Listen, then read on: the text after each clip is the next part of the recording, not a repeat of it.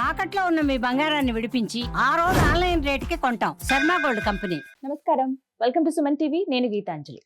శ్రీ విశ్వావసు నామ సంవత్సరంలో ద్వాదశ రాశుల్లో చివరిదైనటువంటి మీనరాశి వారి జాతక ఫలితాలు ఏ విధంగా ఉన్నాయో తెలుసుకుందాం. ప్రత్యేకించి ఈసారి షడ్గ్రహ కూటమి మీనరాశిలో ఏర్పడుతుందని చెబుతున్నారు. ఆ ప్రభావం వారికి చాలా ఉంటుందనే భావన కూడా చాలా మందిలో ఉంది.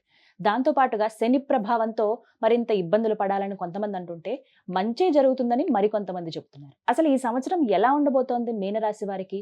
ఇంకా చెప్పాలంటే ఏ రంగాల వారికి బాగా కలిసి వస్తుంది, ఎటువంటి పరిహారాలు చేసుకుని వారు దైవానుగ్రహం పొందవచ్చు, తెలుసుకుందాం. ఈ వివరాలు వివరించేందుకు ప్రస్తుతం మనతో పాటు ఉన్నారు ప్రముఖ జ్యోతిష్యులు బ్రహ్మశ్రీ నందిభట్ల శ్రీహరి శర్మ గురువు గారు. వారితో మాట్లాడదాం. గురుగారు నమస్కారం అండి. సంపృక్తౌ వాగర్థ ప్రతిపత్తయే జగతః పితరౌ వందే పార్వతీ పరమేశ్వరౌ సదాశివసమారంభాం శంకరాచార్య మధ్యమాం అస్మదాచార్య పర్యంతం వందే గురు పరంపరాం. ఆదిత్యాయ చ సోమాయ మంగళాయ బుధాయ చ గురు శుక్ర శనిభ్యశ్చ రాహవే కేతవే నమః. శృంగేరి జగద్గురు పీఠాధిపతులకి, కంచి పీఠాధిపతులకి నమస్కారములు తెలియచేసుకుంటూ కార్యక్రమాన్ని ప్రారంభిద్దాం. గురుగారు, ద్వాదశ రాశుల్లో చివరిదైనటువంటి మీన రాశి వారి జాతక ఎలా ఉంది అసలు ఈ సంవత్సరం తెలుసుకోవాలనుకుంటున్నాం. అంటే ఇంతకు నేను చెప్పినట్టు షడ్గ్రహ ప్రభావం అనేది వీళ్ళపైన ఎక్కువగా ఉంటుంది అనే మాట కూడా విన్నామండి. ఎందుకంటే ఆ రాశిలోనే ఏర్పడుతుంది అనేది. ఎటువంటి ప్రభావాలు ఉంటాయో కూడా వివరించండి. మార్చి 30 నుంచి వచ్చే సంవత్సరం మార్చి 19వ తారీఖు వరకు ఉన్నటువంటి సమయాన్ని 3 టైమ్ జోన్స్ లాగా డివైడ్ చేసుకుంటే ఒక్కొక్క టైం జోన్లో ఏ విధంగా ఉండబోతుందనే విషయాన్ని క్లుప్తంగా తెలియచేసుకునే ప్రయత్నం చేద్దాం. ముందుగా ఈ యొక్క మీనరాశిలో జన్మించినటువంటి వారికి ఆదాయం 5, వ్యయం 5, రాజ్యపూజ్యం 3, అవమానం 1. కాబట్టి ఖర్చులన్నీ కూడాను ఆదాయము కూడా సరి సమానంగా ఉంటుంది. కాకపోతే కష్ట నష్టాలు, ఇబ్బందులు, సమస్యలు, అవమానాలు మీకు కొద్దిగా తక్కువగానే ఉంటాయని చెప్పవచ్చు. అయితే ప్రధానంగా ఈ సంవత్సరం చాలామంది అనుకునేటువంటిది శని మార్పు చెందాడు, అలాగే గురువు కూడా మారుతున్నాడు ఈ సంవత్సరం మాత్రమే. కాబట్టి ప్రత్యేకించి ఈ సంవత్సరం 4 గ్రహాల మార్పు అనేటువంటిది జరుగుతుంది. ప్రధానమైనటువంటి 4 గ్రహాలు శని, గురువు, రాహువు, కేతు. మరి ఎలాంటి ఫలితాలు ఇవ్వబోతున్నాయి? టైప్ 1 టైంలో జోన్లో కనుక చూసుకున్నట్లయితే మార్చి 30 నుంచి మే 14వ తారీఖు వరకు వృషభ రాశిలో సంచారం, గురువు మీనరాశి వారికి తృతీయ రాశి సంచార ప్రభావం అనుకూలంగా ఉండేటువంటి సమయం. అలాగే సహాయ సహకారాలు కూడా ఇతరుల ద్వారా పొందడం ద్వారా మీకున్నటువంటి పనులను పూర్తి చేసుకుంటారు.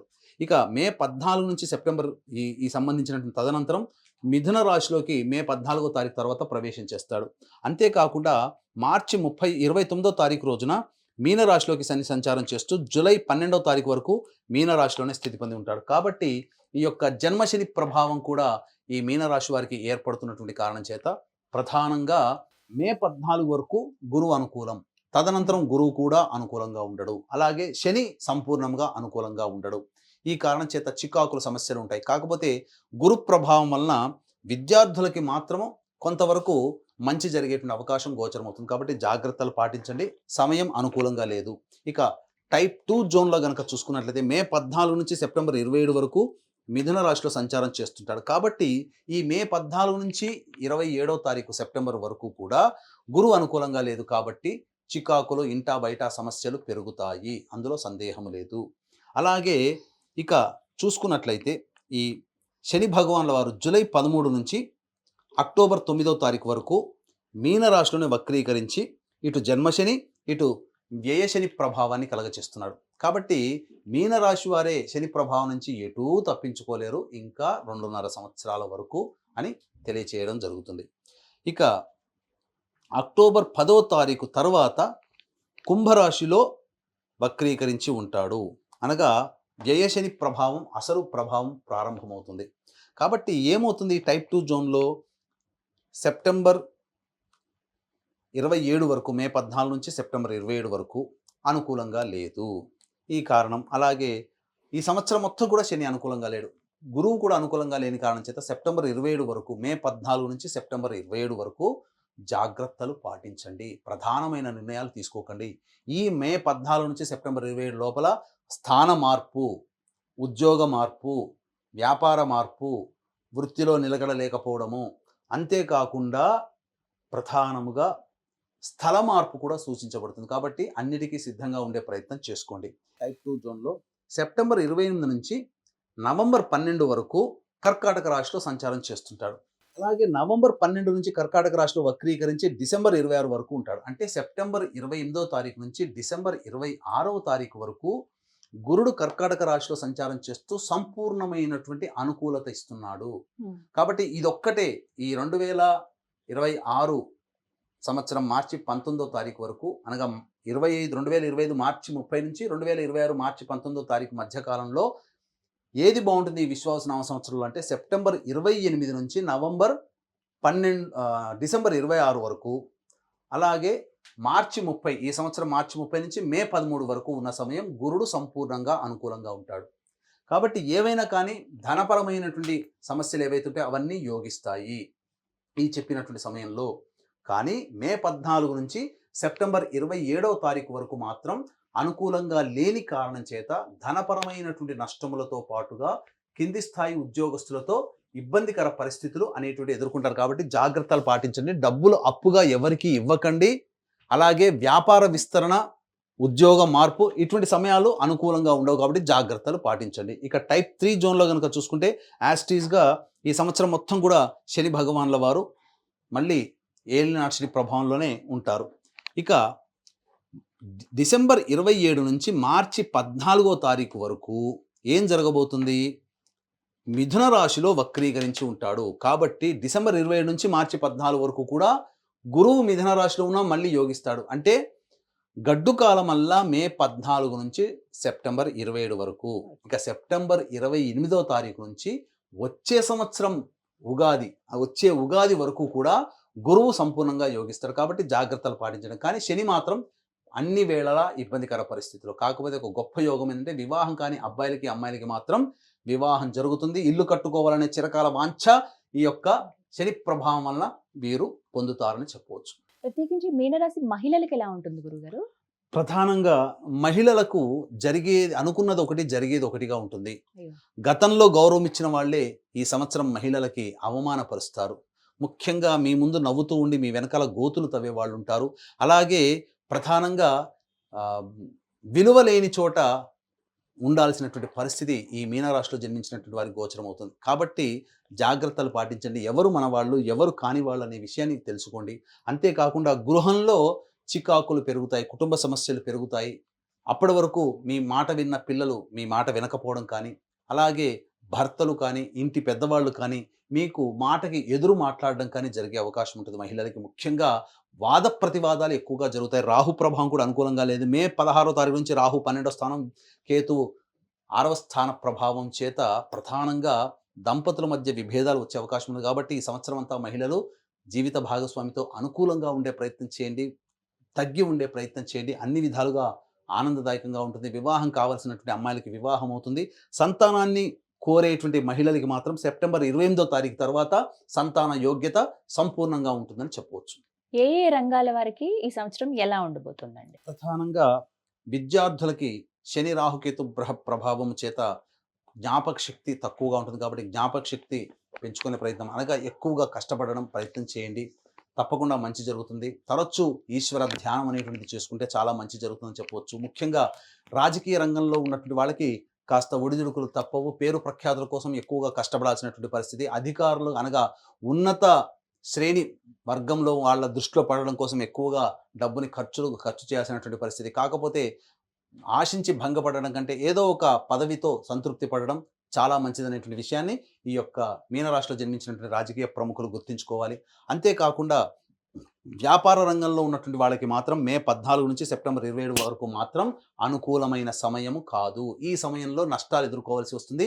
కింది స్థాయి వ్యక్తులు సహాయ సహకారాలు అందించకపోవడం వల్ల ఎక్కువగా ఇబ్బందులు, ముఖ్యంగా డబ్బులు అడ్వాన్స్గా ఇవ్వడం ద్వారా వ్యాపారంలో నష్టాలు కానీ, ఎవరికైనా కానీ ఏదైనా లావాదేవీలు జరపడానికి అడ్వాన్స్గా ఇచ్చినటువంటి డబ్బు మళ్ళీ తిరిగి రాకపోవడం అనేటువంటిది జరుగుతుంది. కాబట్టి డబ్బు విషయంలో జాగ్రత్తలు పాటించండి. రైతులు మాత్రం సాధారణమైనటువంటి ఫలితాన్ని పొందుతారు. గొప్పగా ఆదాయం అనేటువంటిది ఉండకపోవచ్చు.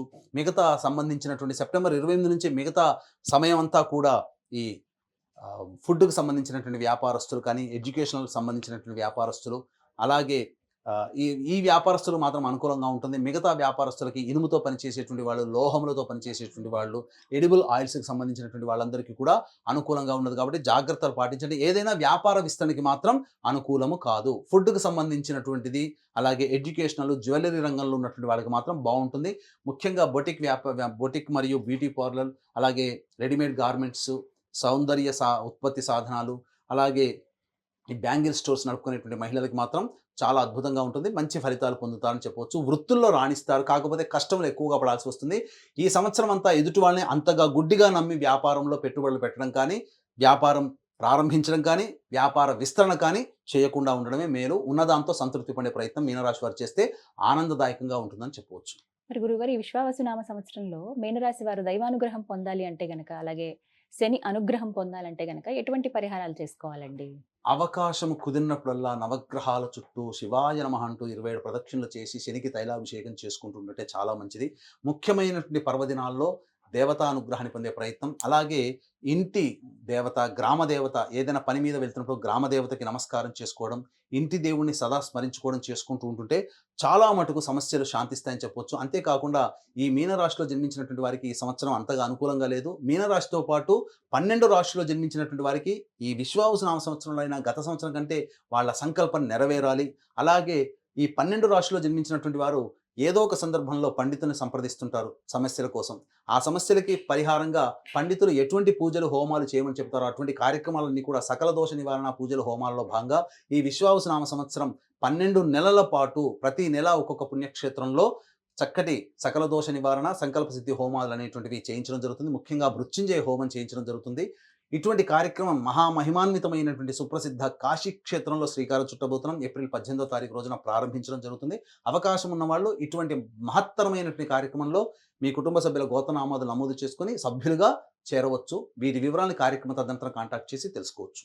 గురుగారు, మీనరాశి వారికి ఏమైనా ముఖ్యమైన తేదీలు, ముఖ్యమైన సమయం అంటూ ఉందా? ఈ సంవత్సరంలో ఏమైనా పనులు చేయటానికైనా కావచ్చు, లేకపోతే జాగ్రత్త వహించాల్సిన సమయాలైనా కానీ వివరించండి. ముఖ్యంగా ఈ మీనరాశిలో జన్మించినటువంటి వారు ప్రధానంగా గమనించాల్సిన అంశం ఏంటంటే, వాహనాన్ని నడిపేటప్పుడు కానీ, ఆరోగ్యపరంగా జాగ్రత్తలు తీసుకోవాల్సినటువంటి సమయం మాత్రం జూలై 27వ తారీఖు నుంచి అక్టోబర్ 25వ తారీఖు వరకు మధ్యకాలంలో జాగ్రత్తలు పాటించండి. వాహనం నడిపేటప్పుడు కుటుంబ సభ్యులతో కానీ, లేదా ఇంకా ఇతరత్ర ఏదైనా అనారోగ్య సమస్యలు కానీ ఈ మధ్యకాలంలో తలెత్తే అవకాశం ఉంది కాబట్టి జాగ్రత్తలు పాటించండి. వీటితో పాటుగా డిసెంబర్ 6 నుంచి వచ్చే సంవత్సరం జనవరి 14 మధ్యకాలంలో కూడా ఇటువంటి ప్రమాదాలు, ఆపరేషన్స్ జరిగే అవకాశం ఉంది కాబట్టి జాగ్రత్తలు పాటించండి. గురుగారు, మరి ఉద్యోగస్తులకి ఎలా ఉండబోతుంది? నిరుద్యోగులు, అలాగే ఉద్యోగ మార్పులు చేద్దాం అనుకునే వాళ్ళు కావచ్చు, పదోన్నతులు పొందుదాం అనుకున్న వాళ్ళు కానీ ఈ సంవత్సరం ఏమైనా ఆశాజనకంగా ఉందా వారికి?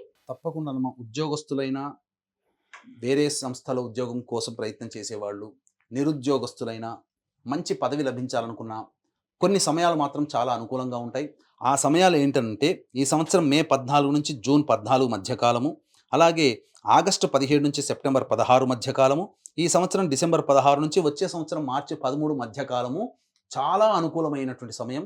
ఈ సమయంలో మీరు ప్రయత్నాలు చేయండి, తప్పకుండా విజయాన్ని పొందుతారు. అంతేకాకుండా ఈ మీనరాశిలో జన్మించినటువంటి వారితో పాటుగా 12 రాశిలో జన్మించినటువంటి వారికి మీ యొక్క సంకల్పం నెరవేరాలి, ఈ సంవత్సరం మీ యొక్క జాతకరీత్యా ఉన్నటువంటి దోషాలు తొలగిపోయి మంచిగా ఉండాలి అని అనుకుంటే ఖచ్చితంగా ప్రతి నెల ఒక్కొక్క పుణ్యక్షేత్రంలో మా పీఠం ఆధ్వర్యంలో సర్వదోష నివారణ, సంకల్ప సిద్ధి హోమాలు అనేటువంటి చేయించడం జరుగుతుంది. దీనికి శ్రీకారం కాశీ క్షేత్రంలో ఏప్రిల్ 18వ తారీఖు రోజున చుట్టబోతున్నాం. కాబట్టి అవకాశం ఉన్న వాళ్ళు కార్యక్రమ తదనంతరం కాంటాక్ట్ చేసి ఇట్టి మహత్తరమైనటువంటి కార్యక్రమంలో సభ్యులుగా ఎలా చేరాలో పూర్తి వివరాలు తెలుసుకోవచ్చు. మొత్తంగా ఈ విశ్వావసునామ సంవత్సరంలో ద్వాదశ రాశుల్లో చివరిదైనటువంటి మీనరాశి వారి జాతక ఫలితాలు చక్కగా వివరించారు గురుగారు. ధన్యవాదాలండి. సర్వం శ్రీ ఉమామహేశ్వర పరబ్రహ్మార్పణమస్తు.